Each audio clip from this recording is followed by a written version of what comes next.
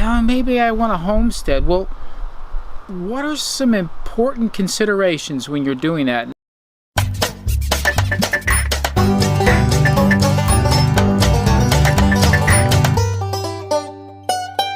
Am I just as far? You look good. You look good. Do you want me to start it? Start it. I'd love to start it. Hi, welcome to Harley's Homestead today. Gonna do a little bit different vlog. We've been watching lots of other homesteaders talk about things that are important to them, things they like, things that they're doing, and we know what we got going on, and we realized something that is maybe helpful to people thinking about, yeah, maybe I want a homestead. Well, what are some important considerations when you're doing that? And everybody's got an opinion on that. 10 people, you probably have at least 12 opinions. So we felt it would be good for us to talk about 5 things that we believe are essential when you're considering a homestead. What you're going to do, where should it be, how should it be, all those types of questions that come up. But the 5 essentials that you get these in place, and the rest of it you can build around it. So I'm going to give number 1. We haven't even talked about these 5 per se here, so we'll see. I believe number 1 is that you have a good source of water. I'd agree. You know, from our experience, that's pretty. I mean, here this is awesome where we are. Where we are now, we have a river, we have a great well, but it hasn't always been like that for us. And we know that some parts of the country that's challenging. We hear a lot of folks putting in cisterns, meaning they're going to have water hauled in, or they're hoping to accumulate it somehow to fill those cisterns, but they can't get a well. That said, those of you who have cisterns, if you're watching this, can you tell us how often you have to fill them and how big your cistern tanks are? And what was your planning thought process criteria in selecting the size of your cistern? Well, a lot of them moved on to land that already had it. It's true. It's true. But so number 1 is water. You got to have water. We got to have water. Okay.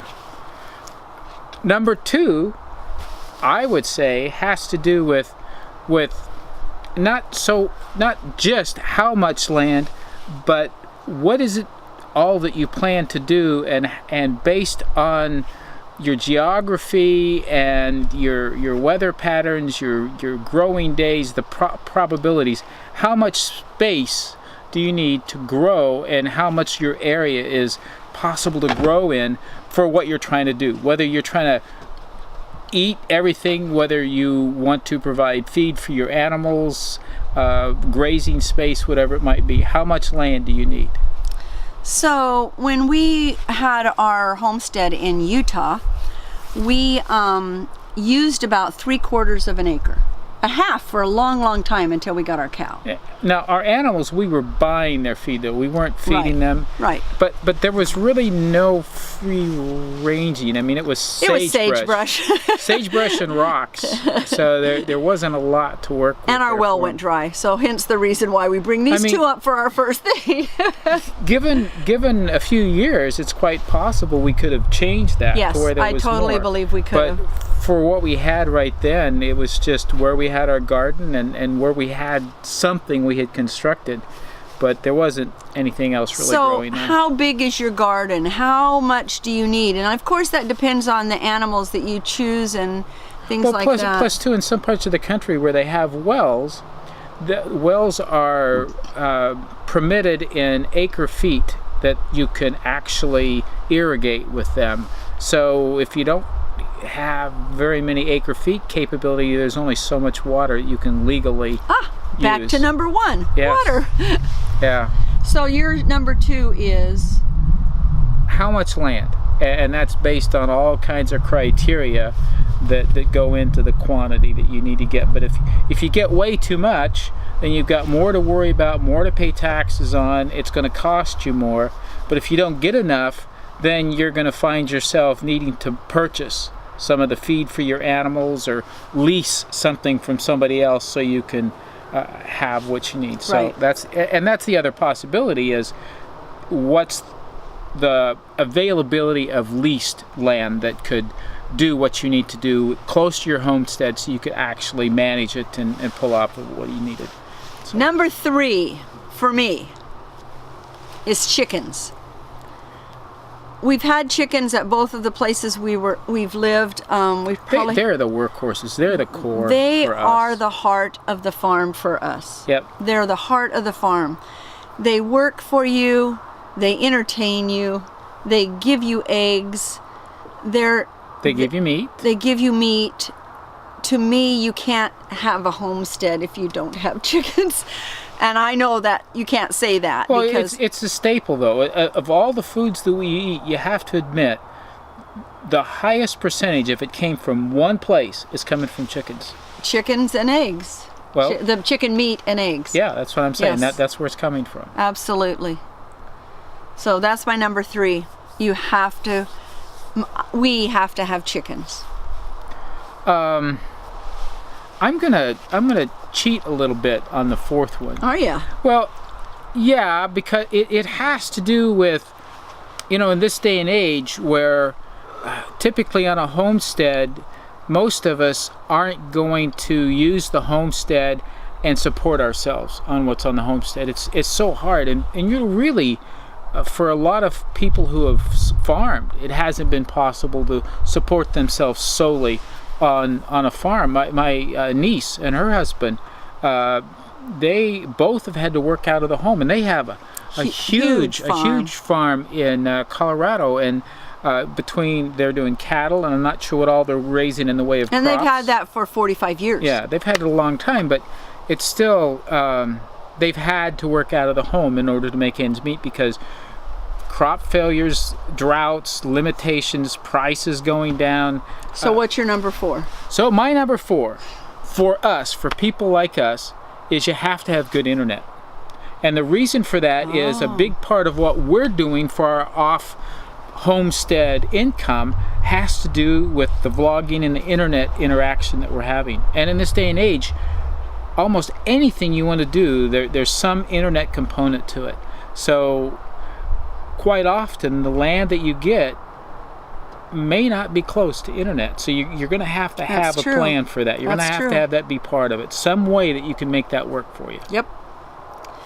Number 5, we have to be able to have a homestead that we can age in place. And if you're young, you're going to think, no, we don't.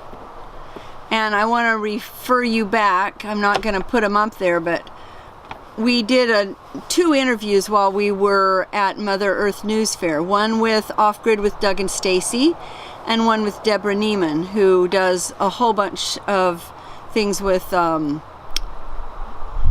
homemade gifts and being able to make money on your homestead. And she does a lot of classes on that, and cheese and so. And she says she's the homesteading crash test dummy. Anyway, both of them, unbeknownst to either one of them, gave the same answer. And it was this: when they built their home, and one of them was 11 years ago and one was 30 years ago, they didn't put their bedrooms on the bottom floor. And so now both of them need to figure out what they have to do in order to have their bedrooms on their main floor, so that as they age in place. And bedrooms on the main floor is just one example. I mean, there's a lot of other aging in place considerations. So everything we're putting together, we're trying to put together with the eye of, okay, in 20 years, how do we want to have this? What do we need this to be like? So yeah, we're speaking to the young folks. Don't eliminate that from your plan because you don't think you'll ever get old. Yeah, it happens. It sneaks up on you. But we're not old. Also for folks who are a little older, who realize that maybe life isn't going to last forever. You hope it lasts a lot longer. It is a big consideration, and don't shy away from homesteading as an option for aging in place, but plan for how you're going to do things, how you're going to set it up, what is it you're going to do, and find ways to do it that you can handle as you get a little older. Okay, so Number one No, was hold on. Bonus number 5.1. How's that? And this really applies to us. You should have family somewhere, easy to visit, or that you can call on for help. But really, that connection with family. okay. So there's 6. Our family is scattered, so we could pick almost anywhere in the country and be close to somebody. But it's a consideration. It's I think a crucial consideration, because especially as you're aging in place, if you put yourself way out away from everybody and everything, your kids are going to freak out as you get older. And they're going to be concerned that Trust mom me. and dad, or mom or dad, if one is left behind, can't do this. It's too hard. It's too scary. We can't have them out there. You need to get their buy-in, and they need to be in the proximity. They need to be aware enough that they're comfortable with what you're doing and confident about what you're doing, that they don't try to rip you out of it before you should leave. Perfect. So number 1 is water. Number 2 is the right amount of land. Number 3 is chickens. Number 4 was internet. Number 5 is aging in place, and number 6 is next to family. Hey, I think we did really good. We didn't even rehearse this. Now, if you agree with us, raise your hand, let us know. If you think we're off base on some of them, raise your hand, let us know. If you have some other thoughts and ideas, let us hear about it. And we're not issuing this as a challenge, but we're encouraging other YouTubers. Great idea to give advice in this way to those who are contemplating it, because I know in the many viewers of the various channels that are out there, there are a lot of people who are thinking, I don't know, I'd like to homestead, I wonder if I could do that. Give them some thoughts and ideas that can encourage them and help them begin to visualize themselves doing it, because we all know that everybody can benefit from the types of things that we do as homesteaders, to be healthier, to be happier, and to give us something that we really love doing. Subscribe, like, share. See ya. Bye.